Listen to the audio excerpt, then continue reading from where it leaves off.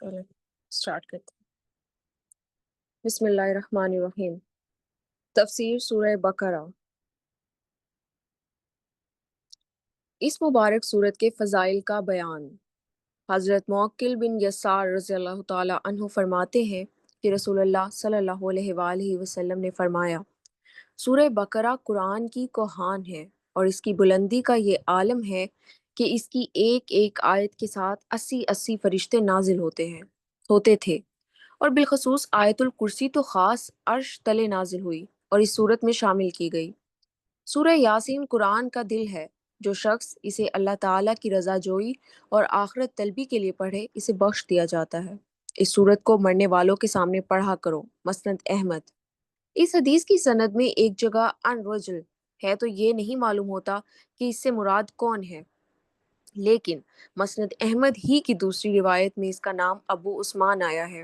یہ حدیث اسی طرح ابو داؤد، نسائی اور ابن ماجہ میں بھی ہے۔ ترمذی کی ایک ضعیف سند والی حدیث ہے کہ ہر چیز کی ایک بلندی ہوتی ہے، اور قرآن پاک کی بلندی سورہ بقرہ ہے۔ اس سورت میں ایک آیت ہے جو تمام آیتوں کی سردار ہے، اور وہ آیت آیت الکرسی ہے۔ مسند احمد، صحیح مسلم، ترمذی اور نسائی میں حدیث ہے کہ اپنے گھروں کو قبریں نہ بناؤ۔ جس گھر میں سورہ بقرہ پڑھی جائے وہاں شیطان داخل نہیں ہو سکتا۔ امام ترمذی رحمہ اللہ اسے حسن صحیح بتلاتے ہیں۔ ایک اور حدیث میں ہے کہ جس گھر میں سورہ بقرہ پڑھی جائے وہاں سے شیطان بھاگ جاتا ہے۔ اس حدیث کے ایک راوی کو امام یحییٰ بن معین رحمہ اللہ توسکا بتلاتے ہیں، لیکن امام احمد رحمہ اللہ وغیرہ ان کی حدیث کو منکر کہتے ہیں۔ حضرت عبداللہ بن مسعود رضی اللہ تعالی عنہ سے بھی اسی طرح کا قول منقول ہے۔ اسے نسائی رحمہ اللہ نے عمل الیوم واللیلہ میں اور حاکم نے مستدرک میں روایت کیا ہے، اور اس کی سند کو صحیح کہا ہے۔ ابن مردویہ میں ہے کہ حضور صلی اللہ علیہ وآلہ وسلم نے فرمایا، میں تم میں سے کسی کو ایسا نہ پاؤں کہ وہ پیر پر پیر چڑھائے پڑھتا چلا جائے لیکن سورہ بقرہ نہ پڑھے۔ سنو، جس گھر میں یہ مبارک سورت پڑھی جاتی ہے وہاں سے شیطان بھاگ کھڑا ہوتا ہے۔ سب گھروں میں بدترین اور ذلیل ترین گھر وہ ہے جس میں کتاب اللہ کی تلاوت نہ کی جائے۔ امام نسائی رحمہ اللہ نے عمل الیوم واللیلہ میں بھی اسے وارد کیا ہے۔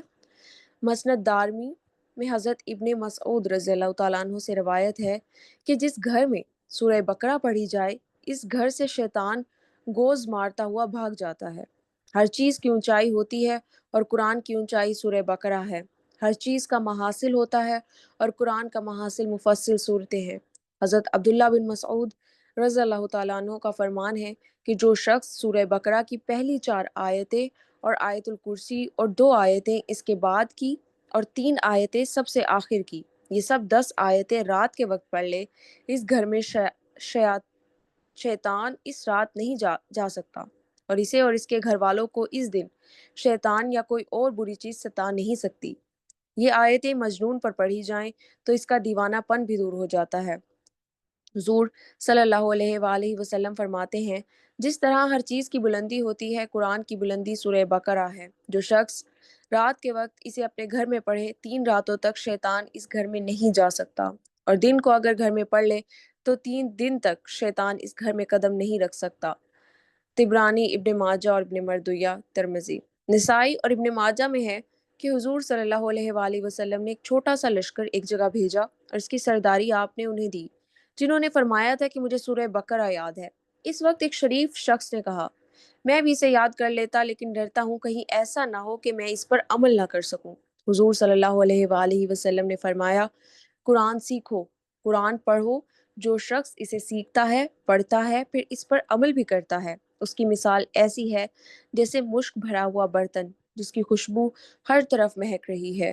اسے سیکھ کر سو جانے والے کی مثال اس برتن کی سی ہے جس میں مشک تو بھرا ہوا ہے لیکن اوپر سے منہ بند کر دیا گیا ہے۔ امام ترمذی اسے حسن کہتے ہیں اور مرسل روایات بھی ہے، واللہ عالم۔ صحیح بخاری شریف میں ہے کہ حضرت اسید بن حضیر رضی اللہ تعالیٰ عنہ نے ایک مرتبہ رات کو سورہ بقرہ کی تلاوت شروع کی۔ ان کا گھوڑا جو ان کے پاس ہی بندھا ہوا تھا اس نے اچھلنا، کودنا اور بدکنا شروع کیا۔ آپ نے قرات چھوڑ دی، گھوڑا بھی سیدھا ہو گیا۔ آپ صلی اللہ علیہ وآلہ وسلم نے پھر پڑھنا شروع کیا، گھوڑے نے بھی پھر بدکنا شروع کیا۔ آپ رضی اللہ تعالیٰ عنہ ہو گئے یہاں پہ، ٹھیک ہے۔ آپ نے پھر پڑھنا موقوف کیا، گھوڑا بھی ٹھیک ٹھاک ہو گیا۔ تیسری مرتبہ بھی یہی ہوا۔ چونکہ ان کے صاحبزادے یحییٰ گھوڑے کے پاس ہی لیٹے ہوئے تھے، اس لیے ڈر معلوم ہوا کہ کہیں بچے کو چوٹ نہ آ جائے۔ قرآن کا پڑھنا بند کر کے اسے اٹھا لیا، آسمان کی طرف دیکھا کہ جانور کے بدکنے کی کیا وجہ ہے۔ صبح حضور صلی اللہ علیہ وآلہ وسلم کی کی خدمت میں آ کر واقعہ بیان کرنے لگے۔ آپ سنتے جاتے اور فرماتے جاتے ہیں، پھر اسید پڑھتے چلے جاؤ۔ حضرت اسید نے کہا، حضور تیسری مرتبہ کے بعد تو یحییٰ کی وجہ سے میں نے پڑھنا بالکل بند کر دیا۔ اب جو نگاہ اٹھی تو دیکھتا ہوں کہ ایک نورانی چیز سایہ دار ابر کی طرح ہے اور اس میں چراغوں کی طرح کی روشنی ہے۔ بس میرے دیکھتے ہی دیکھتے وہ اوپر کو اٹھ گئی۔ آپ صلی اللہ علیہ وآلہ وسلم نے فرمایا، جانتے ہو یہ کیا چیز تھی؟ یہ فرشتے جو تمہاری آواز کو سن کر قریب آ گئے تھے، اگر تم پڑھنا موقوف نہ کرتے تو صبح تک یوں ہی رہتے اور ہر شخص انہیں دیکھ لیتا، کسی سے نہ چھپتے۔ یہ حدیث کئی کتابوں میں کئی سندوں کے ساتھ موجود ہے، واللہ عالم۔ اس کے قریب قریب واقعہ حضرت ثابت بن قیس بن شماس رضی اللہ تعالیٰ عنہ کا ہے کہ ایک مرتبہ لوگوں نے حضور صلی اللہ علیہ وآلہ وسلم سے کہا کہ گزشتہ رات ہم نے دیکھا ساری رات حضرت ثابت کا گھر نور کا بقع بنا رہا اور چمکدار روشن چراغوں سے جگمگاتا رہا۔ حضور صلی اللہ علیہ وآلہ وسلم نے فرمایا، شاید انہوں نے رات کو سورہ بقرہ پڑھی ہوگی۔ جب ان سے پوچھا گیا تو انہوں نے کہا، سچ ہے، رات کو میں سورہ بقرہ کی تلاوت میں مشغول تھا۔ اس کی اسناد تو بہت عمدہ ہے مگر اس میں ابہام ہے اور یہ مرسل بھی ہے، واللہ عالم۔ سورہ بقرہ اور سورہ ال عمران کی فضیلت۔ نبی کریم صلی اللہ علیہ وآلہ وسلم فرماتے ہیں، سورہ بقرہ سیکھو، اس کو حاصل کرنا برکت ہے اور اس کا چھوڑنا حسرت ہے، جادوگر اس کی طاقت نہیں رکھتے۔ پھر کچھ دیر چپ رہنے کے بعد فرمایا، سورہ بقرہ اور سورہ ال عمران سیکھو، یہ دونوں نورانی صورتیں ہیں، اپنے پڑھنے والے پر سائبان یا بادل یا پرندوں کی جھنڈ کی طرح قیامت کے روز سایہ کریں گی۔ قرآن پڑھنے والا جب قبر سے اٹھے گا تو دیکھے گا کہ ایک نوجوان نورانی چہرے والا شخص اس کے پاس کھڑا ہوا کہتا ہے کہ کیا آپ مجھے جانتے ہیں؟ یہ کہے گا نہیں، تو وہ جواب دے گا کہ میں قرآن ہوں، جس نے دن کو تجھے بھوکا پیاسا رکھا تھا اور راتوں کو بستر سے دور بیدار رکھا تھا۔ ہر تاجر اپنی تجارت کے پیچھے ہے، لیکن آج سب تجارتیں تیرے پیچھے ہیں۔ اب اس کے رہنے کے لیے سلطنت داہنے ہاتھ میں دی جائے گی اور ہمیشہ کے فائدے اس کے بائیں ہاتھ میں۔ اس کے سر پر وقار و عزت کا تاج رکھا جائے گا۔ اس کے ماں باپ کو دو ایسے عمدہ قیمتی حلے پہنائے جائیں گے کہ ساری دنیا بھی اس کی قیمت کے سامنے ہیچ ہوگی۔ وہ حیران ہو کر کہیں گے کہ آخر اس رحم و کرم اور اس انعام و اکرام کی کیا وجہ ہے؟ تو انہیں جواب دیا جائے گا کہ تمہارے بچے کے قرآن حفظ کرنے کی وجہ سے تم پر یہ نعمت انعام کی گئی۔ پھر سے کہا جائے گا، پڑھتا جا اور جنت کے درجے چڑھتا جا۔ چنانچہ وہ پڑھتا جائے گا اور درجے چڑھتا جائے گا، خواہ ترتیل سے پڑھے یا بے ترتیل۔ ابن ماجہ میں بھی اس حدیث کا بعض حصہ مروی ہے، اس کی اسناد حسن ہے اور شرط مسلم پر ہے۔ اس کے راوی بشر ابن ماجہ سے امام مسلم رحمہ اللہ بھی روایت لیتے ہیں اور امام ابن معین رحمہ اللہ اسے ثقہ کہتے ہیں۔ نسائی رحمہ اللہ کا قول ہے کہ اس میں کوئی حرج نہیں۔ ہاں امام احمد اسے منکر الحدیث بتلاتے ہیں اور فرماتے ہیں، میں نے تلاش کی تو دیکھا کہ وہ عجب عجب حدیثیں لاتا ہے۔ امام بخاری رحمہ اللہ فرماتے ہیں، اس کی بعض حدیث سے اختلاف کیا جاتا ہے۔ ابو حاتم رازی رحمہ اللہ کا فیصلہ ہے کہ اس کی حدیثیں لکھی جاتی ہیں لیکن ان سے دلیل نہیں پکڑی جا سکتی۔ ابن عدی کا قول ہے کہ ان کی ایسی روایتیں بھی ہیں جن کی مطابقت نہیں کی جاتی۔ دار قطنی رحمہ اللہ فرماتے ہیں، یہ کبھی نہیں ہے۔ میں کہتا ہوں کہ اس کی اس روایت کے بعض مضمون دوسری سندوں سے بھی آئے ہیں۔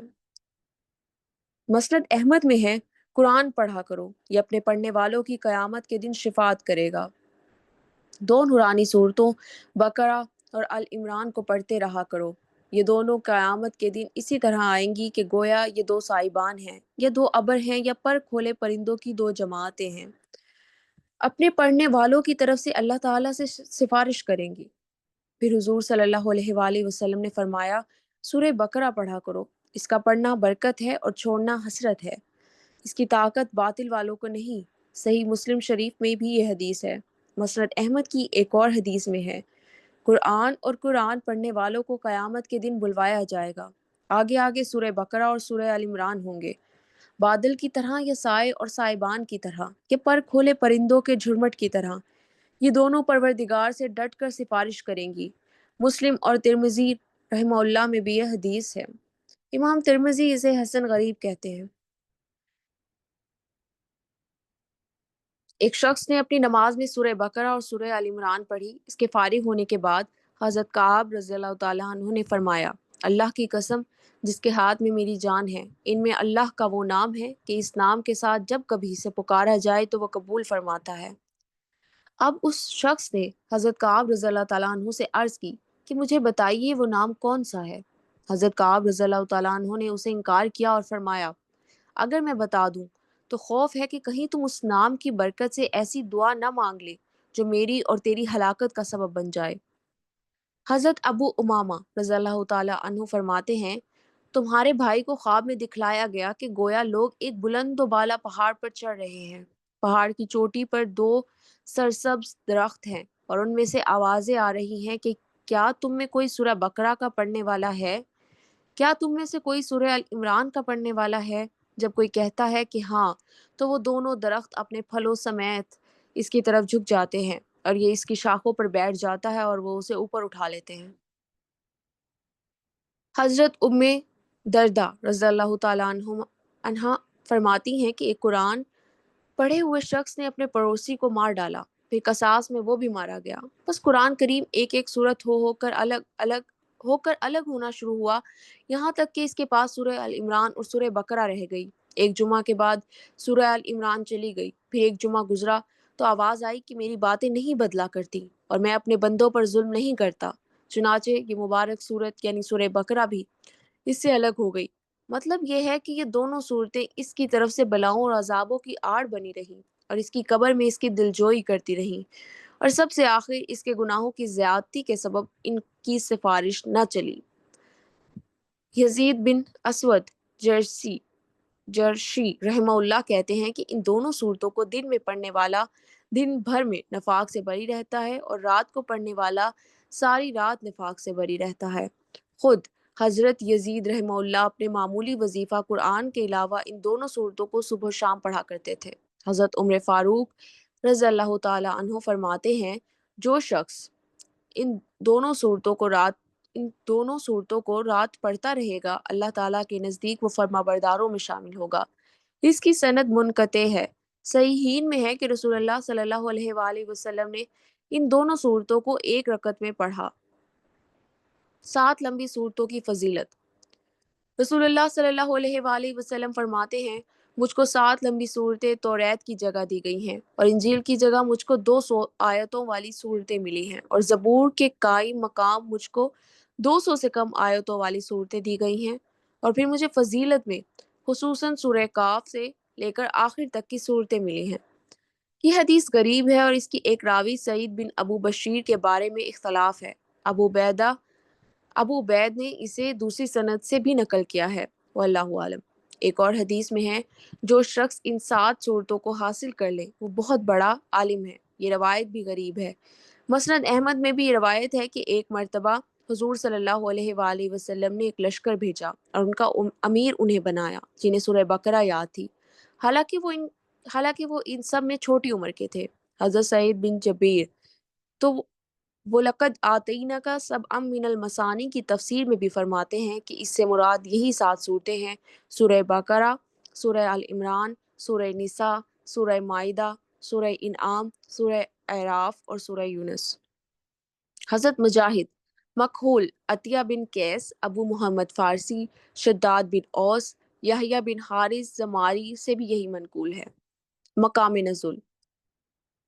سورہ بقرہ ساری کی ساری مدینہ شریف میں نازل ہوئی ہے، اور شروع جو صورتیں نازل ہوئیں ان میں سے ایک یہ بھی ہے، البتہ اس کی ایک آیت وَاتَّقُوا يَوْمًا تُرْجَعُونَ فِيهِ إِلَى اللَّهِ یہ سب سے آخر نازل شدہ بتلائی جاتی ہے، یعنی قرآن کریم میں سب سے آخر یہ آیت نازل ہوئی۔ ممکن ہے کہ نازل بعد میں ہوئی ہو لیکن اسی میں ہے، اور اسی طرح سود کی حرمت کی آیتیں بھی آخر میں نازل ہوئی ہیں۔ حضرت خالد بن معدان سورہ بقرہ کو فسطاط القرآن یعنی قرآن کا خیمہ کہا کرتے تھے۔ بعض علماء کا فرمان ہے کہ اس میں 1000 خبریں ہیں اور 1000 حکم ہیں اور 1000 کاموں سے ممانعت ہے۔ اس کی آیتیں 287 ہیں، اس کے کلمات 6221 ہیں، اس کے حروف 25,500 ہیں، واللہ عالم۔ جی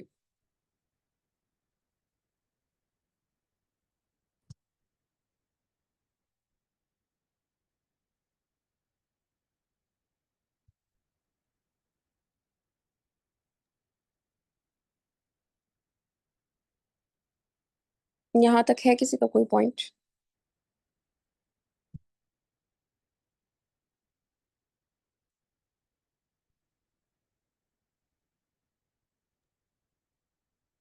ایک سیکنڈ ہوگی بھائی، میں تکمیل قرآن میں ایک چیز دیکھ لوں، مطلب دونوں کمپیئر کرنا، میں نے ادھر شاید کچھ اور لکھا ہوا تھا ایک چیز۔ اوکے۔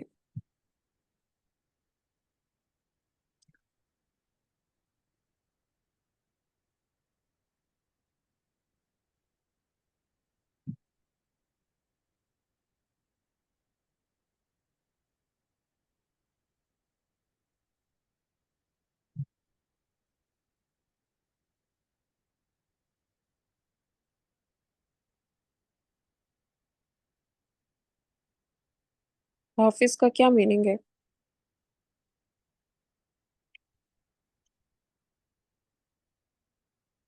اس کا چیٹ میں پوچھا کسی نے، حافظ کا حافظ کا کیا میننگ ہے؟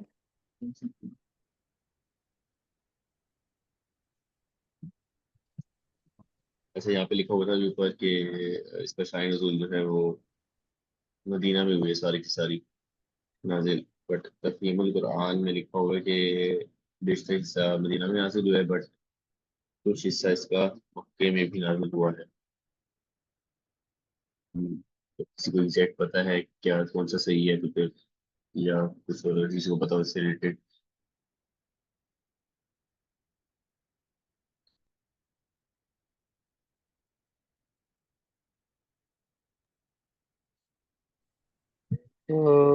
میرے حساب سے تو حافظ کا مطلب جو ہے نا وہ یاد رکھنے کے معنی میں آتا ہے، یاد کرنے کے معنی میں نہیں، یاد رکھنے کے معنی میں۔ جی نہیں، حافظ نا یہ ایک اسم الفاعل ہے، یاد کیا جو یاد کرتا ہے اس کو حافظ کہتے ہیں، جو قرآن یاد کرتا ہے اس کو حافظ کہتے ہیں۔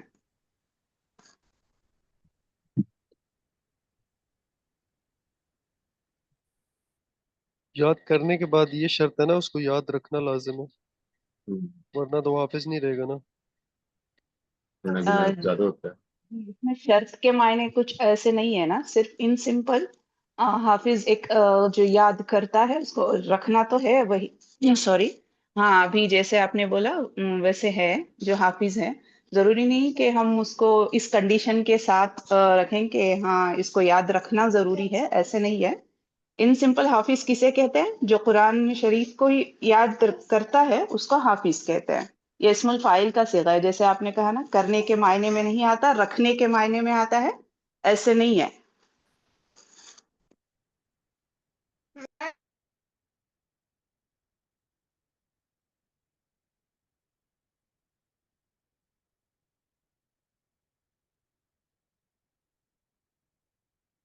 کمپیریٹیو انالیسس تو پھر ایک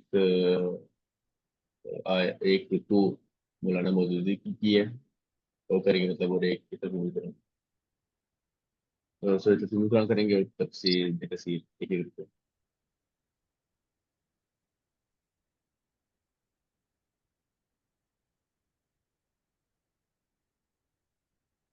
کنٹینیو کریں سن۔ جی اوکے۔ بسم اللہ الرحمن الرحیم، الف لام میم۔ شروع اللہ کے نام سے جو نہایت مہربان رحم والا ہے۔ ابن عباس فرماتے ہیں یہ صورت مدنی ہے۔ حضرت عبداللہ بن زبیر رضی اللہ تعالیٰ عنہ اور زید بن ثابت رضی اللہ تعالیٰ عنہ اور بہت سے آئمہ علماء اور مفسرین سے بھی بلا اختلاف یہی مروی ہے۔ ابن مردویہ کی ایک حدیث میں ہے کہ سورہ بقرہ، سورہ ال عمران، سورہ نساء وغیرہ نہ کہا کرو، بلکہ یوں کہو کہ وہ سورت جس میں بقرہ کا ذکر ہے وہ صورت جس میں آل عمران کا بیان ہے، اور اسی طرح قرآن کی سب صورتوں کے نام لیا کرو۔ لیکن یہ حدیث غریب ہے، بلکہ اس کا فرمان رسول صلی اللہ علیہ وآلہ وسلم ہونا ہی صحیح نہیں۔ اس کے راوی عیسیٰ بن میمون ابو سلمہ خواص ضعیف ہیں، ان کی روایت سے سند نہیں لی جا سکتی۔ اس کے برخلاف بخاری اور مسلم میں حضرت ابن مسعود رضی اللہ تعالیٰ عنہ سے روایت ہے کہ انہوں نے بطن وادی سے شیطان پر کنکر پھینکے، بیت اللہ ان کی بائیں جانب تھا اور منع دائیں طرف، اور فرمایا اس جگہ سے کنکر پھینکتے تھے رسول اللہ صلی اللہ علیہ وآلہ وسلم نے جن پر سورہ بقرہ اتری ہے۔ گو اس حدیث سے صاف ثابت ہو گیا ہے کہ سورہ بقرہ وغیرہ کہنا جائز ہے۔ لیکن مزید سنیے، ابن مردویہ میں ہے کہ جب حضرت صلی اللہ علیہ وآلہ وسلم نے اپنے اصحاب میں کچھ سستی دیکھی تو انہیں یا اصحاب سورہ بقرہ کہہ کر پکارا۔ غالباً یہ غزوہ حنین والے دن کا ذکر ہے، جب لشکر کے قدم اکھڑ گئے تھے تو حضور صلی اللہ علیہ وآلہ وسلم کے حکم سے حضرت عباس رضی اللہ تعالیٰ عنہ نے انہیں درخت والو یعنی اے بیت الرضوان کرنے والو اور اے سورہ بقرہ والو کہہ کر پکارا تھا تاکہ ان میں خوشی اور دلیری پیدا ہو۔ چنانچہ اس آواز کے ساتھ ہی صحابہ رضی اللہ تعالیٰ عنہ ہر طرف سے دوڑ پڑے۔ مسلمہ جس نے نبوت کا جھوٹا دعویٰ کیا تھا، اس کے ساتھ لڑنے کے وقت بھی جب قبیلہ بنو حنفیہ کی چیرہ دستیوں نے پریشان کر دیا اور قدم ڈگمگا گئے تو صحابہ رضی اللہ تعالیٰ عنہ نے اسی طرح لوگوں کو پکارا، یا اصحاب سورہ البقرہ، اے سورہ بقرہ والو۔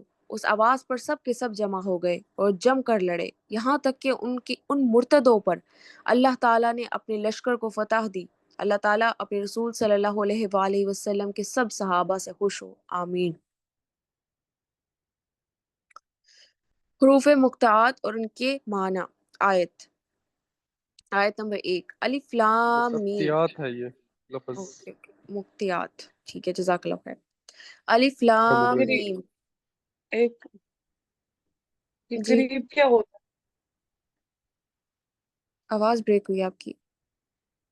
غریب کیا ہوتا ہے؟ غریب اوپر پڑھا نا آپ نے؟ مجھے نہیں سمجھ آیا، کسی کو سمجھ آیا انہوں نے کیا بولے؟ جی، یہ غریب حدیث کسے کہتے ہیں وہ پوچھ رہی ہیں۔ آپ نے پڑھانا اوپر کہ غریب ہے ایسے، وہ پوچھ رہی ہیں۔ جس کی سند میں مجھے لگتا ہے ایسے کچھ کہ ایگزیکٹ نہیں ہوتی، اگر کسی کو اور بہتر پتہ ہے تو وہ بتا دے۔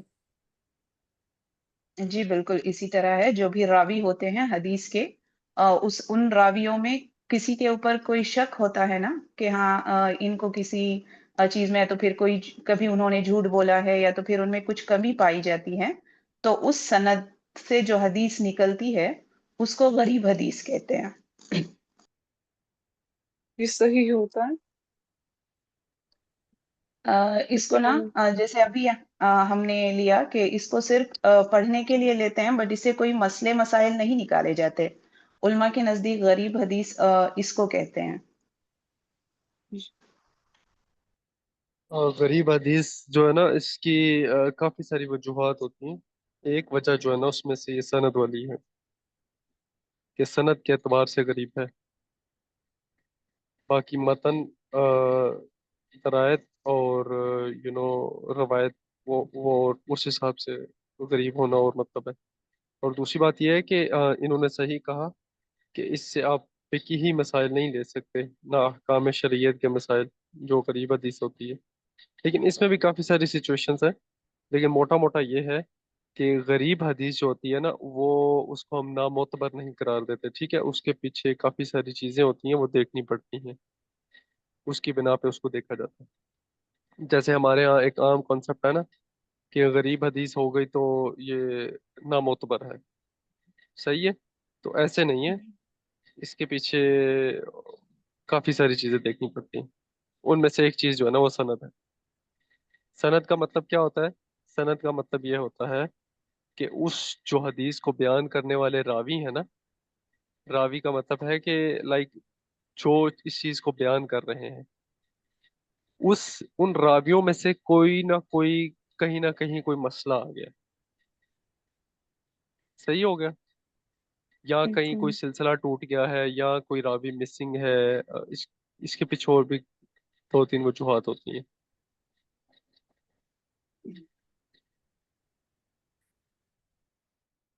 वकास भाई, गरीब और ज़ईफ हदीस में फ़र्क आपको मालूम है या किसी और को?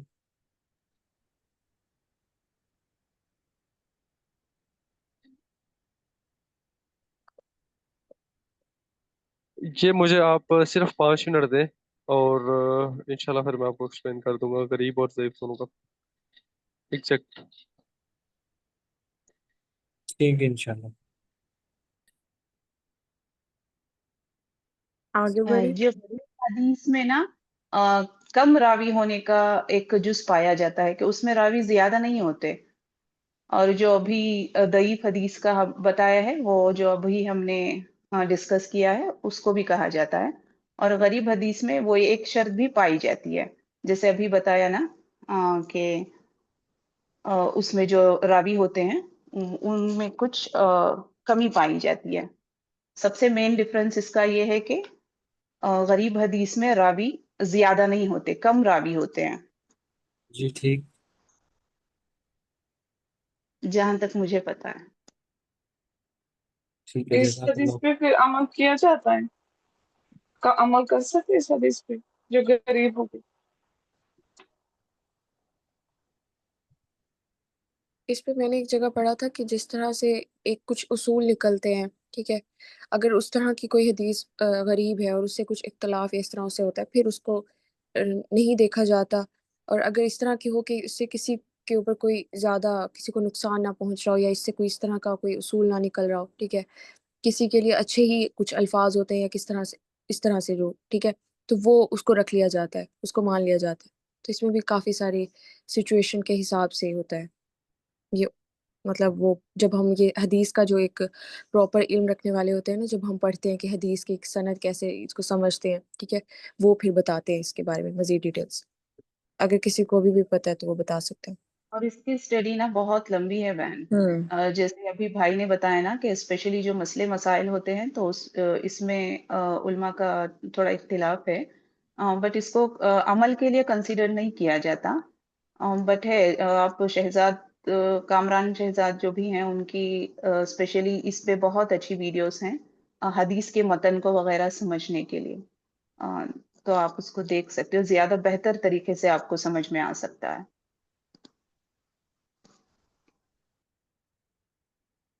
ठीक है।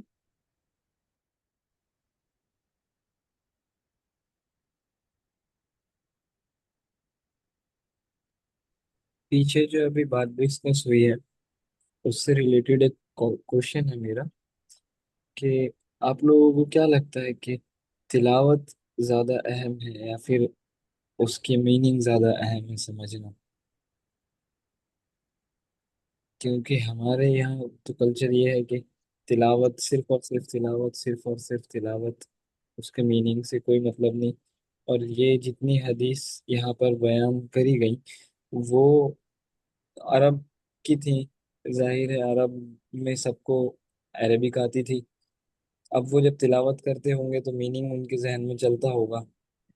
तो इस पर आप लोगों की क्या सोच है? आप इस पर वैसे तिलावत की डेफिनेशन ही तिलावत की गलत है। अगर आपको तिलावत की डेफिनेशन पता हो तो ये क्वेश्चन ही ना आता। जी जी फरमाएं, मेरी इस्लाह करें। तिलावत का मतलब ही ये होता है कि कुरान को समझ समझ के पढ़ना, ना कि जो हम रट्टा लगा रहे हो ऊपर से देख के पढ़ रहे हैं। ठीक है। तो जब तिलावत का मतलब ही ये है कि कुरान को समझ समझ के पढ़ना, तो फिर अभी ये क्वेश्चन ही नहीं आता। ये डेफिनेशन कहाँ से ली आपने? मैं डेफिनेशन अगेंस्ट में नहीं पूछ रहा हूँ, मैं सिर्फ इल्म हासिल करने के लिए पूछ रहा हूँ कि ये डेफिनेशन कहाँ से ली आपने। मैं ऐसा नहीं कह रहा हूँ कि ये गलत है या नहीं। Definition I don't know exact the book, but जो अरब में तिलावत का मतलब आता है वो यही आता है। आप अरब के हिसाब से तिलावत की डेफिनेशन देखिएगा ना तो आपको अरेबिक डेफिनेशन मिल। में तिलावत की डेफिनेशन। अरब लोग जो डेफिनेशन लेते हैं तिलावत की सॉरी, वो ये आप अरब के हिसाब से قرآن کے حساب سے ڈیفینیشن دیکھیے گا نا، پاکستان کے حساب سے نہیں، ہماری ٹرانسلیشن کے حساب سے نہیں دیکھنا، پھر آپ کو ٹھیک ایگزیکٹ ہے ڈیفینیشن انشاءاللہ۔ اور اس کے جو معنی ہے نا عربی میں، اس کا جو مادہ ہے تا لام واؤ سے آتا ہے، تلا یتلو، جس کے معنی ہوتے ہیں کسی کے پیچھے پیچھے چلنا۔ یہ ڈکشنری کی معنی بتا رہی ہوں آپ کو، میں ایک گرامر اسٹوڈنٹ ہوں، تو اس وجہ سے کسی کے پیچھے پیچھے چلنے کو یتلو کہتے ہیں، جو کہ ہم اس کو تلاوت کے معنی میں، پڑھنے کے معنی میں لے لیتے ہیں۔ اوکے تو ہمیں پیچھے پیچھے چلنا مطلب جو بھی قرآن کی آیتیں ہیں نا، اس پر ہم تھوڑا غور و فکر کریں تو لگتا ہے نا ہمیں کہ جو بھی ہم پڑھیں یعنی اس کے امپلیمنٹ اوپر کرتے ہم ہوئے پڑھیں۔ عمل کریں۔ جی، عمل کا جو مادہ ہوتا ہے اس میں پایا جاتا ہے۔ ہمیں صرف رٹا لگانے کو، پڑھنے کو، جو ڈیلی ہم تلاوت کرتے ہیں اسے ہم زیادہ امپورٹینس دیتے ہیں۔ صحیح، بالکل بالکل ٹھیک ٹھیک، میں سمجھ رہا ہوں، جزاک اللہ۔ وہی ہے۔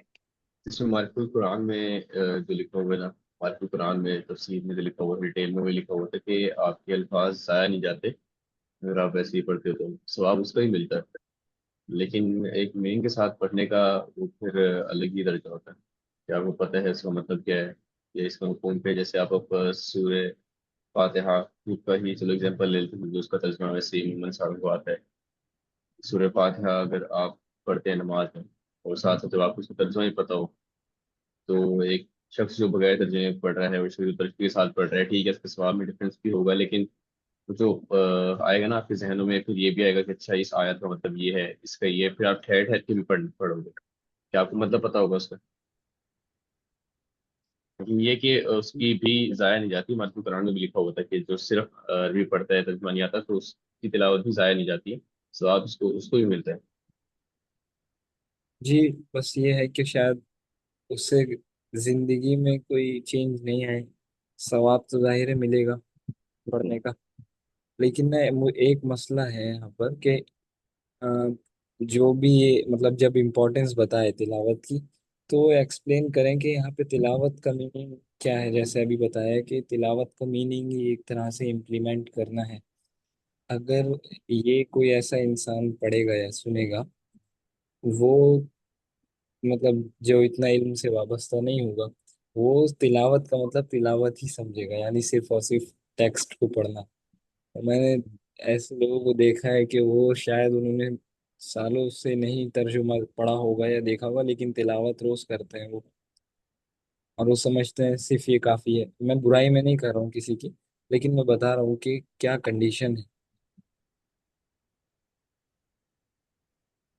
آپ بول رہے ہیں ایسے لوگوں کو نہیں، پورا پاکستان ہی ایسے پڑھتا ہے، and definitely this is not برائی، آپ کسی کی برائی نہیں کر رہے، بٹ ایک برائی پائی جا رہی ہے ہمارے معاشرے میں۔ اس مطلب اس پر کام ہونا چاہیے۔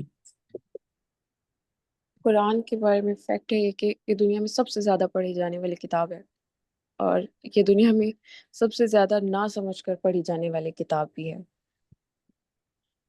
جی بالکل ٹھیک۔ اس کی وجہ نا، اس کی وجہ کیا؟ اس کی وجہ مجھے ایسی لگتا ہے، دیکھیے میں اگینسٹ میں کسی کی بات نہیں کر رہا ہوں، لیکن یہاں پر بھی جیسے مولانا مودودی صاحب نے، یہ ہم تفسیر ابن کثیر پڑھ رہے ہیں یا پھر تفہیم القرآن؟ تفسیر ابن کثیر۔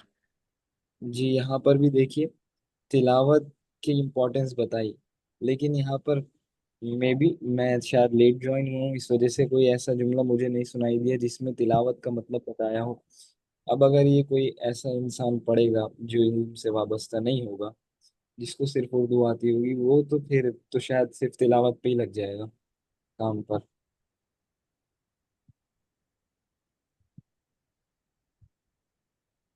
یہی وجہ ہے نا یہ کہ تو جو کامن تفسیر ہوتی ہے، سینس۔ جی جی بولے آپ۔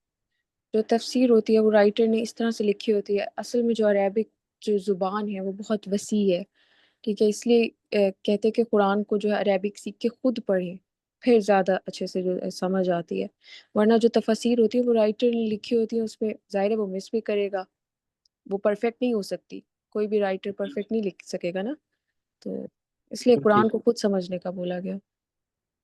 بہرحال یہ پوائنٹ اچھا تھا کہ ہاں یہ ہونا چاہیے. ہمارے ہاں یہی ہوتا ہے کہ ہم تلاوت بس یہی سمجھتے ہیں.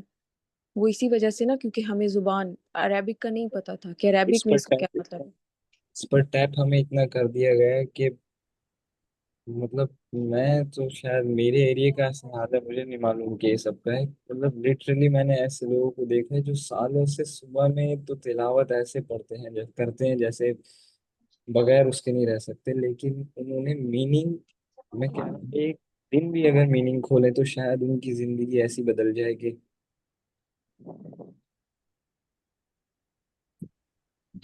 ان میں سے السلام جو تلاوت علیکم کرتے ہیں ورحمۃ نا، ان اللہ پہ وبرکاتہ. 60-70% لوگوں کی وہ تجوید ہی ٹھیک نہیں ہے. وعلیکم السلام بالکل ورحمۃ اللہ وبرکاتہ. بالکل بالکل. آپ سنیں گے ان سے قرآن پاک، ان کو پتہ ہی نہیں ہوگا تجوید کیا ہے. اور وہ مطلب انٹینشنس یہ ہوتی ہیں کہ برکت کے لیے پڑھ رہے ہیں یا پھر اب آپ کے میل سے پڑھتے گھر میں سے پرابلمس جائیں گی، اس انٹینشن سے پڑھتے ہیں.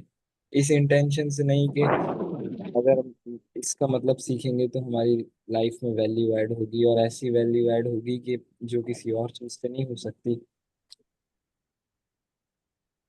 اچھا بس میں یہاں بھی کی ہسٹری کچھ پڑھیں گے نا، کہنا ہسٹری. چاہوں گی. جی بولے. دیکھیں بھائی نے کسی نے کہا کہ یہاں پہ تلاوت کا مطلب نہیں لکھا ہوا، تو یہ تفسیر ابن کثیر آئی تھنک عربک میں لکھی گئی تھی اور اس کو پھر اردو میں ٹرانسلیٹ کیا گیا. تو عربس تو جو ہیں ان کو پتہ ہے کہ تلاوت کا کیا مطلب ہے، اور ان کو ڈیفائن کرنے کی اتنی ضرورت نہیں ہے. اور دوسری بات یہ کہ اگر ہم تلاوت کر رہے ہیں بغیر سمجھے تو ہر حرف پہ 10 نیکیاں تو ہیں ہی. اور تیسرا پوائنٹ یہ ہے کہ ڈاکٹر اسرار احمد کی میں نے ایک کلپ سنی تھی، تو اس پہ انہوں نے کہا تھا کہ انگلش ہم نے اتنی سیکھ لی کہ ہم نے انگریزوں کو پڑھانا شروع کر دیا ہے، لیکن ہم عربی نہیں سیکھ رہے جس کی اتنی امپورٹنس ہے.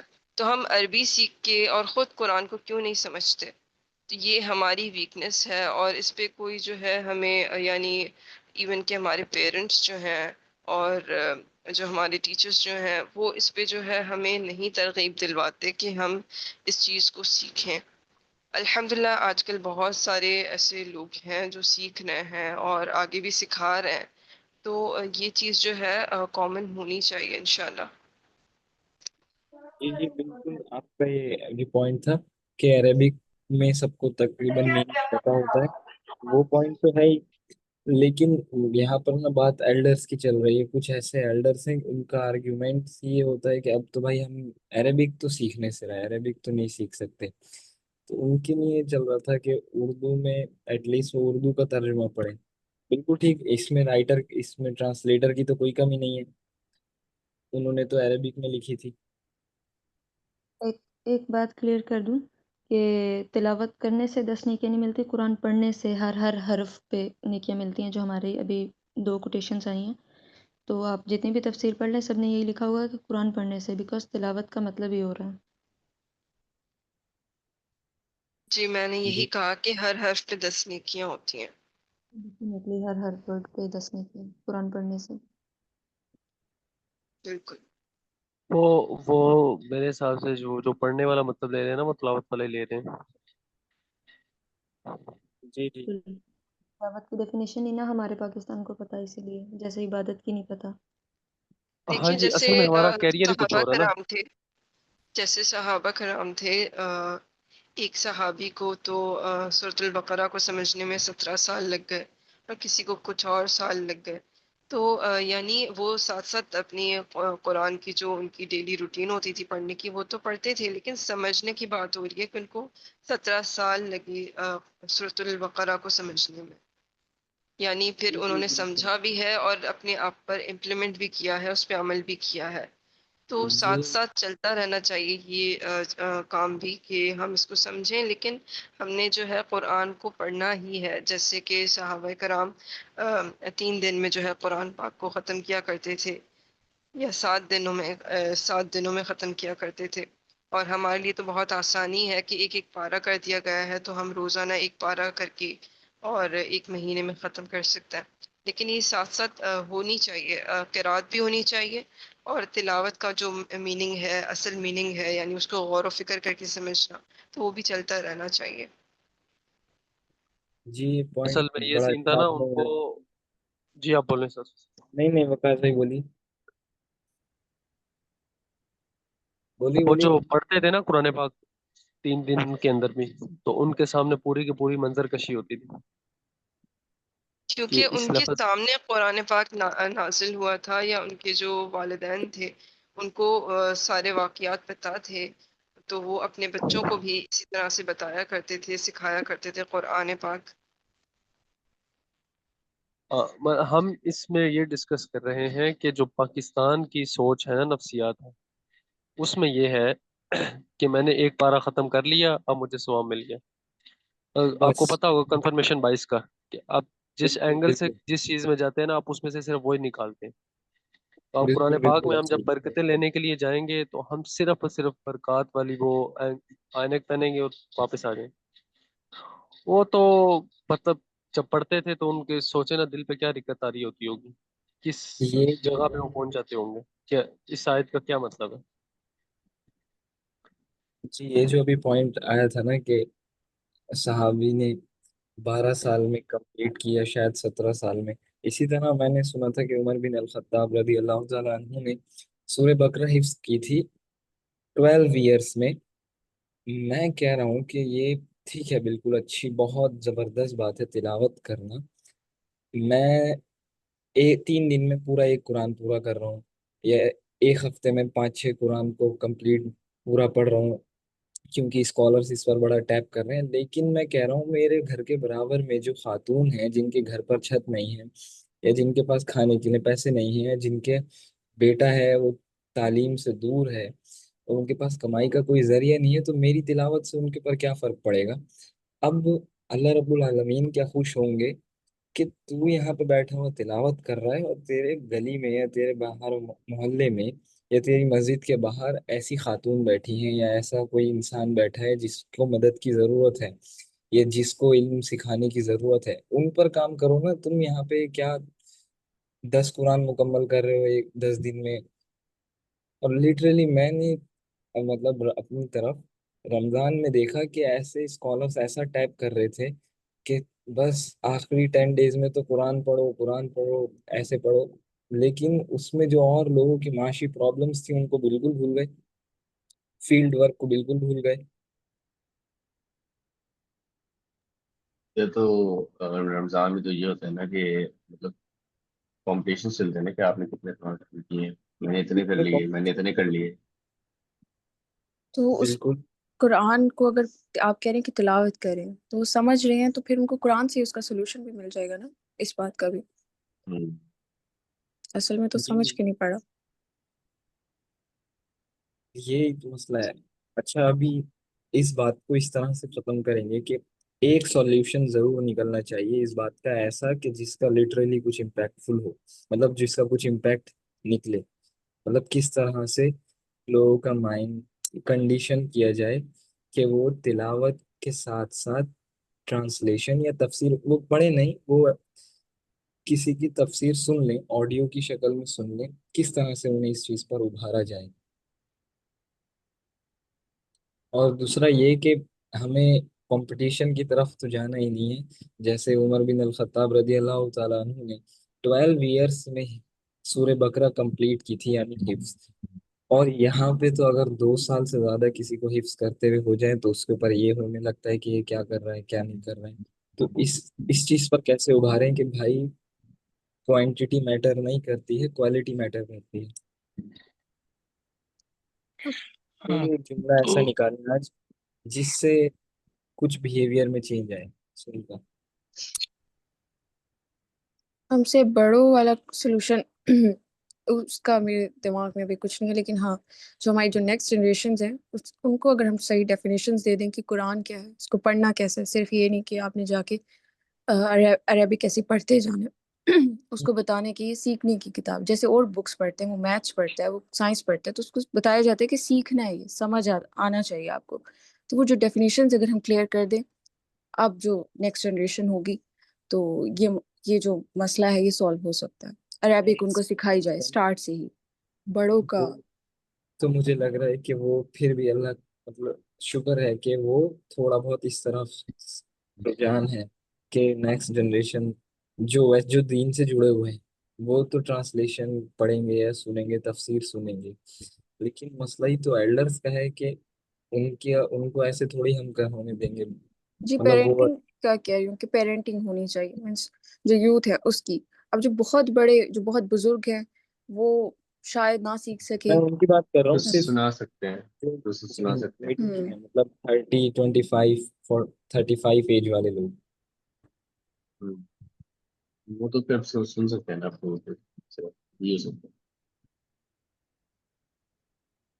ان کے سامنے کوشچنز رکھے نا کہ آپ اگر ایک کتاب پڑھ رہے ہیں، ٹھیک ہے، انہوں نے ظاہر ہے کبھی نہ کبھی کچھ نہ کچھ تو پڑھا ہوگا، اسکول، کالج، یونیورسٹی. ان سے پوچھے آپ نے جو یہ پڑھا یہ کس لیے پڑھا. اگر یہ آپ کو سمجھ نہ آتا، کوئی ایک سبجیکٹ ہی رکھ لیں ان کے سامنے، ٹھیک ہے، ان کو سمجھ نہ آتا ہو جو سبجیکٹ، آپ پوچھیں، وہ کہیں گے کہ مجھے نیند آ رہی تھی اس کتاب میں، مجھے یہ اچھی نہیں لگتی تھی، ٹھیک ہے. تو پھر آپ قرآن کے بارے میں پوچھیں، پھر یہ جو کتاب جس کے رائٹر، جس جو آتھر جو ہے وہ اللہ تعالیٰ ہے، ٹھیک ہے، یہ اللہ کی کتاب ہے، پھر اس کو آپ کیسے ایسے لے رہے ہیں اتنا کیجولی کہ بس صرف یہ اس طرح سے پڑھتے جانا تھا، کیا یہ مقصد تھا اس کا. تو ان کے سامنے کوشچنز رکھیں، ان کے دماغ میں تھوڑا سا ان کو سوچنے دیں. اگر ہم اس کو میرے خیال سے، یہ میرا اوپینین ہے، کہ اگر ہم کسی کو ڈائریکٹ بتاتے ہیں نا کہ ایسے نہیں ہوتا، یہ اس کی فضیلت نہیں ہے، وہ کہیں گے کہ ثواب تو ملتا ہے نا. تو لیکن جب ہم کسی کے دماغ میں کوئی کوشچنز ڈالیں گے، وہ خود سوچیں کہ ہاں یہ واقعی اس سے کیا ہو رہا ہے. جب آپ ان کو بتائیں کہ قرآن میں ہی آپ کے مسئلوں کا حل ہے، تو آپ کیوں نہیں نکال رہے ہیں، ٹھیک ہے، آپ کو کیوں جانا پڑ رہا ہے. تو وہ کوشچنز رکھیں ان کے سامنے، میرے خیال سے، مجھے ایسا لگتا ہے. اسٹارٹ سے بالکل یہ ٹھیک بتایا کہہ گیا رہے نا ہیں کہ آپ. ثواب کے لیے پڑھنا ہے، ثواب ملتا ہے، ثواب ملتا بس یہ ہے، اس لیے. میرا مسئلہ صرف یہی ہے کہ وہ ثواب کے ہی لیے پڑھتے ہیں، ثواب کو ہی سمجھتے ہیں کہ بس ثواب اسی سے ہی ملے گا، اور ہمارے ایکشن سے تو کچھ ہوئے گا ہی نہیں. دوسری چیز یہ کہ ایسا بھی ہم انہیں سمجھا سکتے ہیں کہ آپ نے 12 سال یا 13 سال یا اتنے سال سے آپ ہر روز، میں دیکھ رہا ہوں آپ کو، آپ صبح فجر کے بعد قرآن پڑھتی ہیں. اب آپ مجھے آج ایک آیت کا مطلب بتا دیجئے جس سے میری کچھ اصلاح ہو جائے. جب ہم ان سے اس طرح کا کچھ پوچھیں گے نا تو وہ تھوڑا سا ان کو پتہ چلے گا، ارے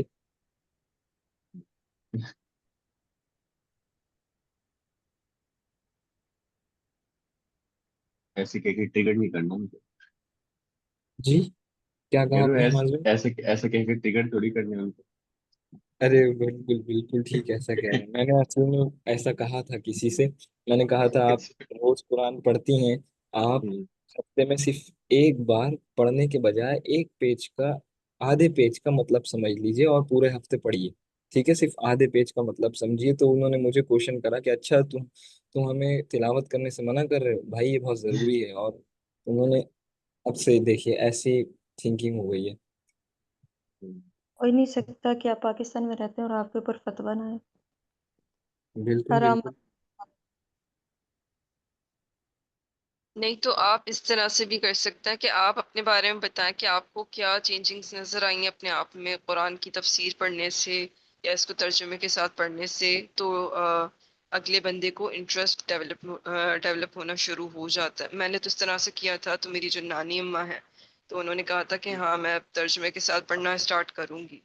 میں نے کہا مجھے بہت اچھے طریقے سے قرآن پاک سمجھ میں آنے لگا ہے ترجمے کے ساتھ جب سے میں نے پڑھنا اسٹارٹ کیا ہے یا اس کی تفسیر. تو پھر ان کو بھی جو ہے شوق پیدا ہوا کہ ہاں میں بھی اس طرح سے کروں گی.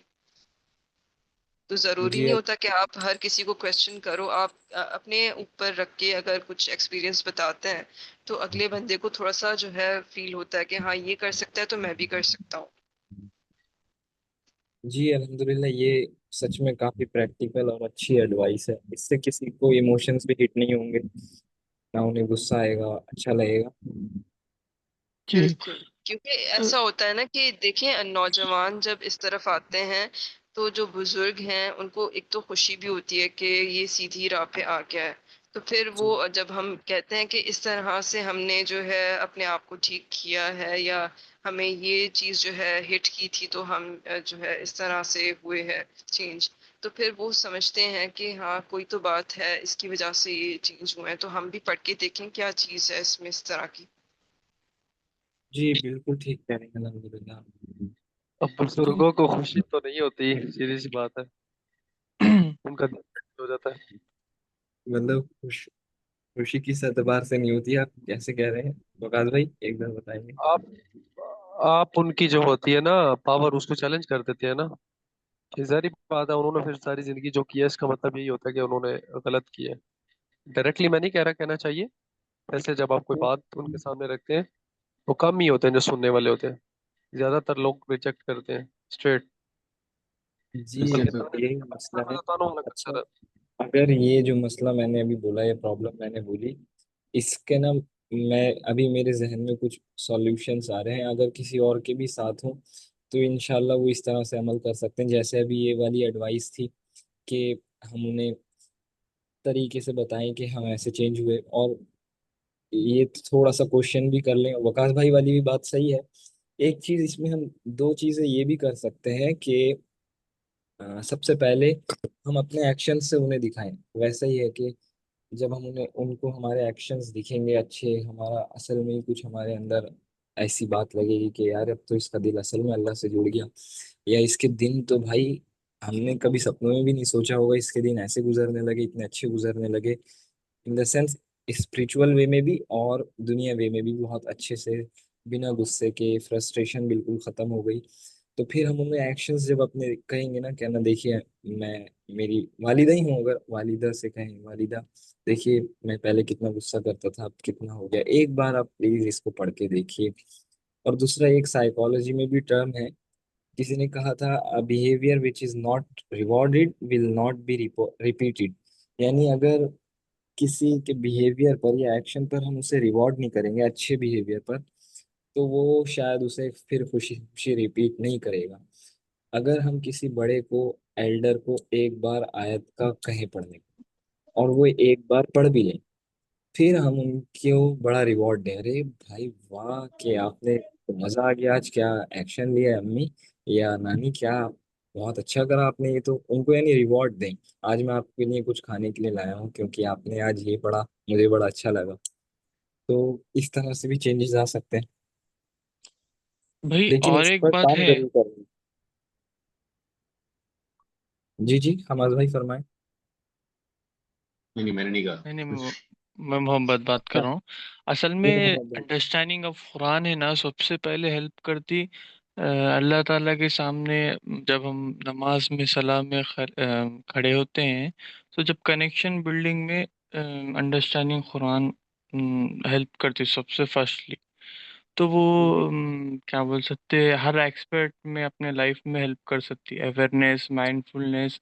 तो बेसिकली इंडिया और पाकिस्तान जितना भी है, उसमें क्या है मालूम, अंडरस्टैंडिंग ऑफ कुरान तो बहुत कम है। और यहाँ पर लाइक उलमा इकराम कहते हैं कि बिना मैं ये सुना हूँ कि बिना किसी की सलाह से या बिना किसी गाइडेंस पे आप कुरान मजीद का तर्जुमा क्या बोल सकते, मत पढ़िए बोल के बोलते। जो ये कोशिश किस लिए, जो ये जो इल्म जी। वाले हैं ना, उनके दिमागों में एक फिट वाला है। अब उसके बाद जी में जो इसमें और एक है, जिसको उर्दू नहीं आती, जिसको इंग्लिश आती। अब बहुत से लोग, तो उन लोग क्या करते, इंग्लिश में पढ़ते, बट वो जो मदर लैंग्वेज का जो है क्या बोल सकते हैं, मैं पढ़ने वालों का बोल रहा हूँ, मदर लैंग्वेज का जो उर्दू रहती है उनकी, तो उतनी अंडरस्टैंडिंग ज़्यादा नहीं मिलती। अब थर्ड जी जो जी। लोग हैं, जो पढ़ते ही नहीं, तो अब उसमें हम्म, ये तीन लोगों के लिए भी ये इम्पोर्टेंस है कि नमाज में माइंडफुलनेस इन तीन लोगों को भी नहीं आता। तो इसमें ये बिल्कुल पॉइंट बिल्कुल। क्लिक करती कि नमाज में आप सुनते हैं ना कि अल्हम्दुलिल्लाह रब्बिल आलमीन का जवाब अल्लाह ताला देते हैं। तो अल्हम्दुलिल्लाह रब्बिल आलमीन के माने मालूम होंगे, तो उसको मालूम बिल्कुल होंगे सही। अल्लाह ताला क्या तभी जवाब तो देंगे। उसके माइंडफुलनेस आएगी। जी, उसके अंदर शुक्र आएगा, सब आएगा। तो जब हम्म, आप खाली उसको क्या बोल सकते हैं, ज़ाहिरी तौर पे ऐसा जो भी बंदा है, उसको बोलना है कि एक अल्हम्दुलिल्लाह रब्बिल आलमीन के माने डिफरेंट डिफरेंट एस्पेक्ट में देना। कि भाई कोई बंदा करियर में है तो उसके करियर के हिसाब से देना, कोई बिजनेस में है तो उसको दिन के तो उसको क्लिक होती। तो क्लिकिंग दिस द अवेयरनेस, तो मैं क्लिक करना उसके माइंड में खत्म। अल्लाह ताला हिदायत देने वाले आगे। तो जी अवेयरनेस जी। पैदा करने के लिए کچھ نہ کچھ کلکنگ پوائنٹس پہ فوکس کرنا. اب وہ انٹر لنک جو پوائنٹ پہ مختلف جگہ فبی العربی ما تکذبان، اس مختلف آیتیں ہیں جو امپورٹنٹ ہے، جو کبھی سیڈنیس میں وہ امپورٹنٹ ہے. تو ہر اس میں ہے نا ایکسپرٹس بدلنا پڑتا اپنے کو، اور وہ اس کی پریزنٹ سچویشن پہ کلک کرنا پڑتا. اور تھرڈ بات جو گھر والوں کا جو ہے، تو اس میں ایک ہی چیز ہے کہ میں یہ سوچتا ہوں کہ اپن اجتماعی طور پہ کیا بول سکتے ہیں، ویکلی یا منتھلی کرنا، اس میں کیا بولنا کہ یہ بھی بہت زیادہ، یہ بھی اختلافی بولتے لوگ کہ بھئی اپنی رائے دینا بول کر. تو یہ والا جو اپن ڈسکشن کر رہے ہیں نا، ویسا ڈسکشن کرنا، سورہ فاتحہ سے اسٹارٹ کرنا. تو اس میں کیا بولنا، سب لوگ کو بولنا کیا سمجھ نہیں آیا. تو میں یہ لٹرلی بچوں میں بھی دیکھا، سب میں دیکھا کہ بچے بھی خود سے بولنا سوچ رہے کیا سمجھ نہیں آیا. تو اس میں بھی یہ ہوتا کہ یہ تو کتاب بہت زیادہ، سب کا الگ الگ اوپینین ہے، میری انڈرسٹینڈنگ الگ ہے، تو کلک کرتا. تو یہی ایسا گھر پر کرے نا، تو میں یہ بول سکتا ہوں کہ کیا بولتے ہیں، رجحان بڑھتا. اور موسٹلی انڈرسٹینڈنگ آف قرآن میں یہی وہ ہے کہ اجتماعی طور پہ نہیں کرتے، انفرادی طور پہ کرتے، تو اتنا غور و فکر نہیں ہوتا. غور و فکر خود سے بھی کر سکتے، مگر کہ جو متعلق قرآن کا جو کیا بول سکتے درس جو دیتے بولتے دیکھیے، تو وہ بھی سنا، تو سب لوگ اس میں اوپینین دیتے، ارے کیا انڈرسٹینڈ کرے. تو اس میں بہت زیادہ امپیکٹ ہوتا. سامنے والا بھی کیا کرتا، ارے بھائی آگے میرے کو یہ کرنا ہے، تو نہیں خود سے پڑھتا. تو پہلے اپنوں کے اپنے مس کیا بول سکتے ایکشن بھی دکھانا پڑتا، اپنے کیا امپرومنٹ ہے. اور یہ کام کر سکتے آپ وہ جلدی یہ ایکشن میں یہ بہت لانا ہے، صحیح جلدی بات امپلیمنٹ ہے کرنا ہے. تو کہ یہ بہت صحیح بات ہے کہ اجتماعی طور پر بھی اس کو دیکھا جائے یا کرا جائے. جب خود کریں گے لگا کر ٹی وی پر تفصیل لگا کر بیٹھیں گے یا سنیں گے، تب ظاہر ہے دل چاہے گا، پھر اس پر ڈسکس کریں گے تو اچھا لگے گا. بالکل صحیح بات ہے، اچھا پوائنٹ ہے یہ. وکاس بھائی آپ کا ایک پوائنٹ کٹ گیا تھا، آپ کہہ رہے تھے کہ میں بیچ میں انٹرپٹ کر رہا تھا، آپ کچھ کہہ رہے تھے کہ ایکشنز پر بھی ان کو اچھے نہیں لگتے. وہ بات پوری مکمل کر دیں، میرے ذہن میں ایک بات آ رہی ہے، پھر میں اس یہی کو کہہ ختم کرتے ہیں انشاءاللہ. بہت دیر لگ رہی ہے شاید. ہاں میں یہی کہہ رہا تھا، بس سمپل سی بات ہے کہ کوئی بھی بندہ لیکچر سے نہیں سیکھ سکتا، یہ ذہن میں رکھیے گا. کہانی سنانا سیکھیں، جو کیوروسٹی ہے نا وہ بلڈ کریں. کہ ہمیں پتہ ہونا چاہیے کہ ہم نے جو بات کرنی ہے نا، اس میں کیوروسٹی کیسے بلڈ کرنی ہے. صحیح ہے. ٹھیک ہے. اپنی طرف سے آپ نے یہ محنت کرنی ہے، ہم سب نے، کہ قرآن کو ایک ایسی، قرآن کی کوئی بات بھی بیان کرنے لگی ہے نا، تو اس لیول کے سینٹر آف کیوروسٹی اوپن کر دینا کہ ان کو لگے کہ بہت امپورٹنٹ بات بیان ہونے لگی ہے. تو دوسری بات، ان کے فیئر اینڈ فیسینیشن دیکھیں کہ وہ کیا چیزیں ہیں، اس کے اندر بالکل رہتے صحیح. پورا کرائے، اس کے اندر رہتے ہوئے ان کو خوشی والی خبریں دیں، اور وہ قرآن پاک سے دیں. ٹھیک ہے. میں سمجھ رہا ہوں، فیئر اینڈ فیسینیشن پر ٹیپ کر. بالکل ٹھیک. اس کو پکڑے جہاں سے وہ آتے ہیں، اور اس کا جواب جو ہے نا قرآن پاک سے دیں. تو انشاءاللہ ٹھیک ہے، ہو یہ بھی سکتا صحیح بات ہے. اچھا آپ بس یہ لاسٹ بات کر رہا ہوں، اس بار پھر نہیں کریں گے اس پر ڈسکس. یہ لاسٹ پوائنٹ ہے، اس پر آپ بتائیے گا کہ یہ کیا، اس بارے میں کیا سوچ ہے آپ لوگوں کی کہ میں اپنے گھر میں ہر ہفتے ایک قرآن مکمل کر رہا ہوں فار ایگزامپل، اور میرے پڑوس میں یا میرے محلے میں یا میرے مسجد کے برابر میں ایک کہیں آس پاس ایک لوگ، جو بھی لوگ ہیں وہ پریشان ہیں اور ان کو ہیلپ کی ضرورت ہے، اور مومن ہونے کے اعتبار سے میرا حق ہے یا فرض ہے کہ میں ان کی ہیلپ کروں. تو اس میں کیا سوچے، زیادہ پریفر کس چیز کو کیا جائے گا؟ میں آپ کو مولانا مودودی کی ایک بات بتاتی ہوں. انہوں نے کہا کہ ایک غلام کھڑا ہوا ہے آقا کے سامنے، اور اس کے سامنے ہاتھ جوڑ کے کھڑا ہوا ہے، اور آقا بول رہا ہے جاؤ یہ کام کر کے آؤ. سامنے سے کر کے کھڑا ہوں ہاتھ جوڑ کے، وہ بول رہا ہے یہ کر کے آؤ یہ کر کے آؤ، وہ نہیں جا رہا، اور بس ہاتھ جوڑ کے اس کے آگے ایسے جھک کے کھڑا ہوا ہے. کیا کر رہا ہے وہ؟ اچھا. تو جی جی، ڈیفینیٹلی یہ آپ نے بڑی اچھی بات یاد دلا دی. میں نے بھی ان کا لیکچر سنا تھا، وہ اسی چیز پر ٹیپ کر رہے تھے کہ بھائی صرف پڑھنا نہیں ہے، عمل کرنا ہے، فیلڈ ورک کرنا ہے کچھ. دیکھیے پورا دن تو قرآن کوئی بھی نہیں پڑھتا. اگر ایک ہفتے میں پڑھا جا رہا ہے تو یعنی ایک منزل بنتی ہے نا، 7 منزلیں قرآن کی ڈسٹریبیوٹ کی گئی ہیں. تو اپنے پڑوسی کی بھی آپ مدد کر سکتے ہیں. اس طرح سے تو نہیں ہے کہ آپ سارا دن قرآن پڑھ رہے ہیں اور آپ کچھ کام نہیں کر رہے گھر کے بھی. تو آپ کا یہ جو سوال ہے یہ جو ہے میچ نہیں کر رہا اس بات سے کہ ہم صرف قرآن پڑھتے رہیں اور کسی کی ہیلپ نہ کریں. ہم قرآن بھی پڑھیں اور ہیلپ بھی کریں. تو یہ چیز دونوں جو ہے ہونی چاہیے. اگر کسی کو مدد کی ضرورت ہے تو مدد کریں، اگر نہیں آپ کی استطاعت تو آپ اس کے لیے دعا کریں، اس کی دل جوئی کریں. اصل میں میرا پوائنٹ یہ تھا کہ ہمیں ویلیو بتائی ہے صرف اس چیز کی کہ تلاوت کرنی ہے. میں اگینسٹ میں نہیں ہوں تلاوت کے، میں خود مجھے بڑا وہ ہے، لیکن میں کہہ رہا ہوں کہ ایٹ لیسٹ انسان اس کے ساتھ ساتھ یہ بھی تو سمجھے اور بھی بہت اچھے اعمال ہیں، اور بھی ایسے اعمال ہیں جس سے اللہ خوش ہوئے گا. سر ایکچولی بات یہ ہے کہ ہم کلچرل اسلام فالو کرتے ہیں، بس آپ اسے ختم کریں، مطلب اس کی ڈیفینیشن اسلام کی ٹھیک لے کر آئیں، اور یہ جو کلچرل اسلام چل رہا ہے اس کے اوپر کمپین چلائیں اور اپنے ساتھ لوگوں کو ملائیں اور اس کے اوپر کام کریں کہ یہ ختم کریں. فطرت بھی تو بس کسی چیز کا نام ہے نا. آپ کے اندر بھی تو کوئی آواز آتی ہوگی کہ آپ قرآن پڑھ رہے ہیں اور آپ کے ساتھ کوئی مشکل میں ہے، تو ہوں یہ آپ کے اندر بھی ہوتا ہے. تو اس ٹائم پہ آپ کو بہتر پتا ہوگا آپ کی سچویشن کے حساب سے کہ آپ کا اس ٹائم پہ قرآن پڑھنا بہتر ہے یا کسی ضرورت مند کی مدد کرنا. تو اصل میں یہ جو میں اگزامپل دے رہا تھا نا، یہ میرے سامنے لائیو ہو گیا تھا ایک بار، اس لیے بس یہ مجھے بڑا اس دن ٹیپ کر گیا. ہوا یہ تھا کہ رمضان کے لاسٹ ڈیز چل رہے تھے، اسی رمضان کے، اور نا وہاں پر جو لوگ تھے یا وہاں پر اچھے علم والے لوگ تھے، وہ نا وہاں پر جتنے بھی لوگ اعتکاف میں یا پھر جو وہاں پر بیٹھے تھے مسجد میں، سب ان کو بڑا ابھار رہے تھے، ارے بھائی آپ نے بس اتنے پارے پڑھے ہیں اور اتنے سے قرآن پڑھے یار، اتنے دن مسجد میں ہیں، یا پھر آپ لوگ جو ان سے ملنے آ رہے تھے، بس آپ نے اتنے سے قرآن پڑھے، 3 قرآن نہیں پڑھے اور اتنا نہیں پڑھا. اور اسی مسجد کے باہر ایسے لوگ تھے جو پریشان تھے. تو میں کہہ رہا تھا کہ اس دن بس مجھے یہ بات ٹیپ ہو گئی تھی، اس لیے میں اس کو تھوڑا سا کر رہا تھا. بہرحال اس کو کلوز کرتے ہیں بات کو، آپ آگے جی انشاءاللہ بڑھائیں. جی جی جزاک جی اللہ خیر. اس میں یہ ہے کہ انڈرسٹینڈنگ قرآن نہیں، ان کے اندر دین کی جو انڈرسٹینڈنگ ہے وہ کیا بول سکتے ہیں، بہت منیمائز ہے. دین ہر چیز میں رہنمائی کرتا ہے نا، تو انڈرسٹینڈنگ آپ کا اب یہ کیا بول سکتے فرض ہوگا کہ ان کے پاس آپ کو دین کے انڈرسٹینڈنگ سمجھانے کے لیے آپ کو فرض ہوگا کہ بھئی کیسا جو دین خالی قرآن پڑھنا یا پھر نماز اتنا محدود نہیں ہے، عبادت تک، عبادت ہر چیز کی ہے، تو وہ آپ کو سمجھانا پڑے گا ان کو.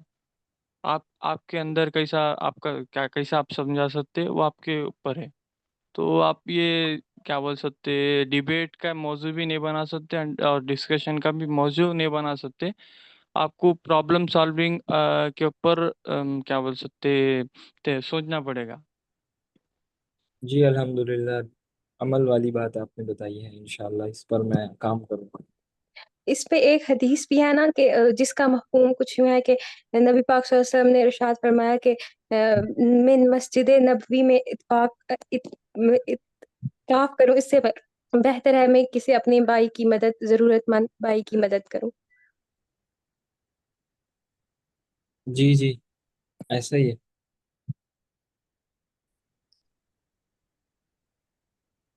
میں جو ہے نا وہ ایکسپلین کر دوں قریب حدیث کو اور ضعیف کو. مجھے صرف 3 منٹ دیں آپ کو. اس میں تھوڑی سی ہم لوگوں نے غلطی کی اوپر غریب کے معنوں میں.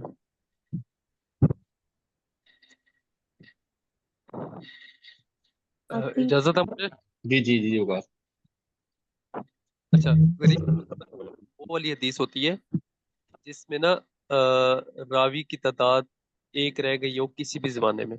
صحیح ہے.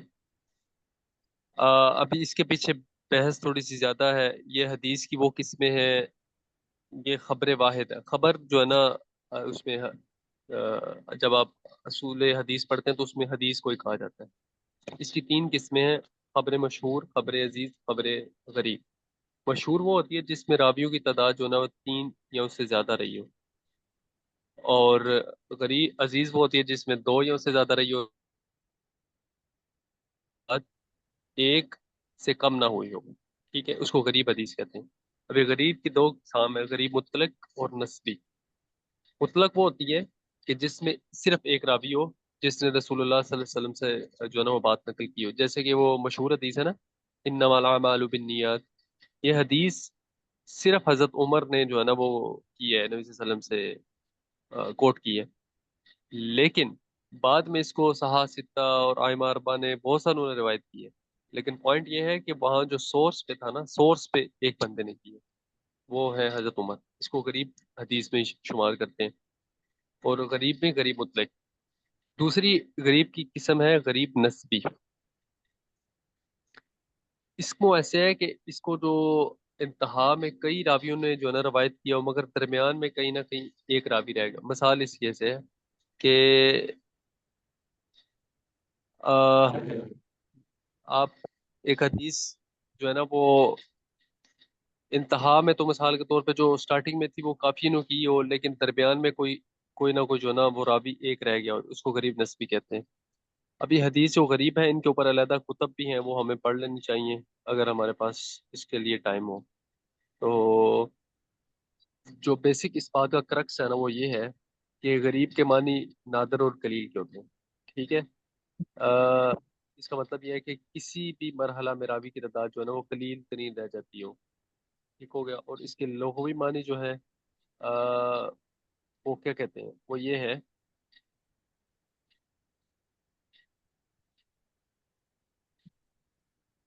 میں پڑھ کے سناتا ہوں۔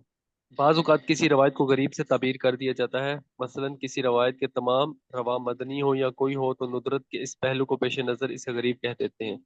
اس طرح حدیث کے متن کو مختلف راویوں نے نقل کیا ہو، لیکن کسی اور صحابی سے جب کسی راوی نے دوسرے صحابی سے روایت کیا ہو تو کہا جاتا ہے کہ اس سند خاص کے اعتبار سے یہ غریب ہے، لیکن متن کے اعتبار سے غریب نہیں۔ تو یہ بات جو میں نے آپ کو بھی بتائی، یہ سند کے اعتبار سے میں نے بتائی آپ کہ جو راوی روایت بیان کر رہے ہیں ان کی تعداد کم رہے گی۔ تو جو ہر غریب ہوتی ہے نا، وہ ہر غریب ضعیف اور نامعتبر نہیں ہوتی، ٹھیک ہے۔ یہ تو ہو گیا غریب کا۔ ابھی اس میں آپ لوگوں کو سمجھ آ گئی کچھ، یا کوئی سوال ہے آپ لوگوں کو ایسے؟ جی الحمدللہ آ رہی ابھی جو ضعیف ہے نا،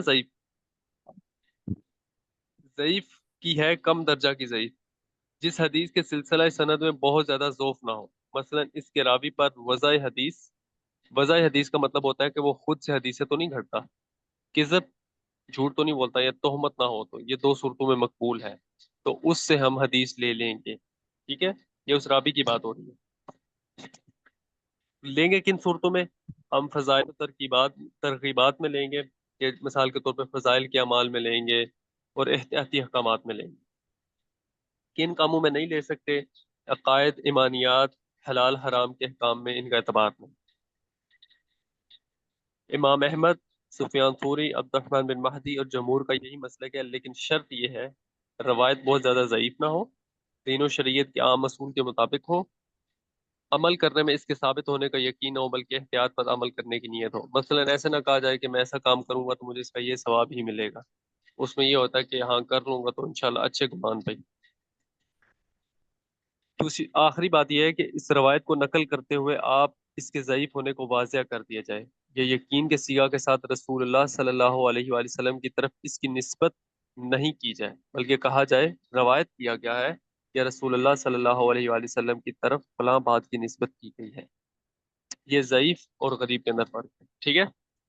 جزاک اللہ خیر کشار بھائی۔ اچھا ایک منٹ، ابھی آپ لوگوں کے سامنے میں ایک پوائنٹ رکھ رہی ہوں۔ ہمارے پاس جو تفسیر کا سیشن ہوتا ہے وہ صرف 1 گھنٹے کا ہوتا ہے، ٹھیک ہے، اور جو ہم ڈسکشن کرتے ہیں مجھے ایسا لگتا ہے کہ اس کا بھی پورشن ایک ایسا ہونا چاہیے، کیونکہ ڈسکشن کرتے ہوئے بہت آگے تک بھی نکل جاتے ہیں۔ لائک اگر ابھی آپ نے بتایا، جزاک اللہ خیر آپ کے بتانے کے لیے، کچھ چیزیں ایسی ہوتی ہیں جو ہم خود بھی ریسرچ کر سکتے ہیں، ہم خود اگر ہم یہاں پہ ڈسکس کریں گے یا اس کو تو ٹائم نکل جائے گا، اور بہت سارے لوگوں کو ظاہر ہے جانا بھی ہوتا ہے۔ تو اگر ہم لوگ اس چیز میں تھوڑا سا فرق دیکھیں کہ کچھ چیزیں جو آپ ایزیلی ہمیں اویلیبل ہوتا ہے، کچھ مٹیریل ایسا ہوتا ہے ہم وہاں سے سرچ کر سکتے ہیں، اس کو ریسرچ کر سکتے ہیں، اس کو دیکھ سکتے ہیں، ٹھیک ہے۔ تو اس چیز کا تھوڑا سا دھیان رکھنا چاہیے ہم سب کو۔ اچھی بات ڈسکس کرنا، لیکن ایک تفسیر کا ٹائم ہے، جیسے 1 آور تفسیر کا سیشن ہے، ٹھیک ہے، تو یہ ہے کہ تفسیر کے بعد پھر وہ ٹائم رکھ لیں، تاکہ جس نے ہاں تفسیر ایسے سن ہو کے جانا سکتا ہے۔ ہوا وہ چلے جائے۔ اس کو پھر وہ ہونا یعنی کہ پرابلم ہے. ڈسکشن سیشن ہے، یہاں پہ ڈسکشن ہونی چاہیے، لیکن میرا پوائنٹ یہ ہے کہ ایسا نہ ہو کہ ہم ایک ہی اس پہ بیٹھے رہیں اور کچھ چیزیں ایسی ہوتی ہیں، ٹھیک ہے، اب جیسے حدیث ضعیف اور غریب کا جو فرق تھا، ٹھیک ہے، تھوڑا سا اگر بتا دیا جائے اور باقی خود ہم لوگ کریں، یا کچھ بھی بہت ساری ایسی چیزیں ہوتی ہیں تاکہ جو سیشن ہے اس کا ٹائم جو ہے وہ ایزیلی پورا ہو سکے صحیح طرح سے، ورنہ وہ بالکل ٹھیک، ڈسکشن میں نکل جاتا ہے بہت زیادہ۔ بالکل ٹھیک بات کہہ رہی ہے، میں اس پر عمل کروں گا. جی انشاءاللہ اللہ تعالیٰ ہم سب کو توفیق دے عمل کرنے کی۔ ہاں بس ایک چیز بتائیں کہ یہ جو ابھی ڈسکشن ہوا تھا تلاوت پر، یہ ریلیونٹ تھا یا پھر یہ ریلیونٹ نہیں تھا اس طرح کا ڈسکشن؟ دیکھیے یہ ریلیونٹ ہے، میں یہ نہیں کہہ رہی ہوں، میرا مطلب آپ لوگ اب خود ہی آج کا جو ہمارا سیشن تھا یہ کبھی بھی ہوتا ہے تو ہم لوگ اس کو خود ہمیں دیکھنا چاہیے کہ کچھ کون سی ایسی چیزیں ہیں، وہ آپ لوگ بھی بتا سکتے ہو کہ ہاں یہ ہم ریسرچ کر کے آئیں گے، یہ میں آپ لوگوں کے اوپر رکھ رہی ہوں، ٹھیک ہے، یہ میں نے آپ لوگوں کے ساتھ ایک پوائنٹ رکھا ہے، تو آپ لوگ ظاہر ہے ہم سب سیشن میں ہوتے ہیں، ہم سب ہوتے ہیں، تو ہم سب سن بھی رہے ہیں، ہم سب سیکھ بھی رہے ہیں، تو وہ میں آپ لوگوں کے سامنے ایک پوائنٹ رکھ رہی ہوں کہ پورشن تھوڑا سا ہونا چاہیے تاکہ سب کو آسانی رہے نا۔ جی ٹھیک، اور یہ بہتر بات ہے کہ جو بات ہمیں لگے کہ ہم خود سے سرچ کر کے سیکھ سکتے ہیں تو وہ خود ہی کر لیں کلاس کے علاوہ. تاکہ ایک ہمارے اوپر یہ بھی ہو کہ ہم کام بھی کریں، کچھ خود سے بھی کچھ کریں۔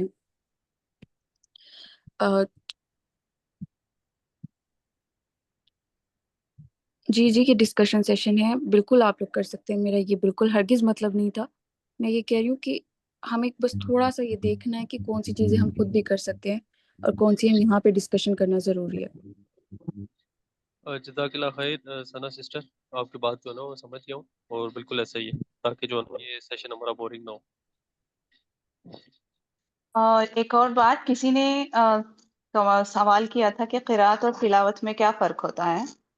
جیسے ابھی ہم نے ڈسکس کیا کہ تلاوت کہتے ہیں کس کو کہتے ہیں، اتنا سارا ڈسکشن ہو چکا ہے، اس کا جب اس فعل سے جب مصدر آتا ہے تو اس کو بھی پڑھنا کہا جاتا ہے، اور قرات جو آپ نے لکھا ہے سسٹر یا کون ہے پتہ نہیں، قرا یقرؤ سے آتا ہے، اس کو بھی پڑھنا کہا جاتا ہے، بٹ ان کا دونوں کا ڈفرنس یہ ہے کہ جو تلاوت ہے وہ صرف قرآن کی، جو ہم قرآن کو جو پڑھتے ہیں اس کے لیے مخصوص ہے، صرف اس کو تلاوت کہتے ہیں، اور جو قرا ہے وہ کسی بھی کتاب کے پڑھنے کے معنی میں لیا جا سکتا ہے، تو یہ ڈفرنس ہے ان دونوں کا۔ جزاک اللہ خیر۔ بارک اللہ فیک۔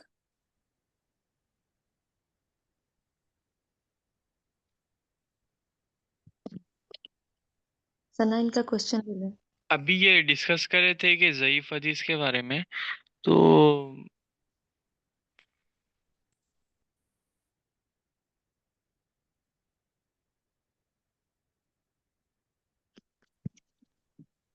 جی بولیں۔ جی آیوش. ہاں میں جی پوچھ رہا میرا تھوڑا سا ہوں، جی جی ایک کتاب ہے جو لائک جو تبلیغی جماعت رہتے ہیں، میں بولنا نہیں چاہ رہا تھا، بٹ اس میں ایک کتاب پڑھے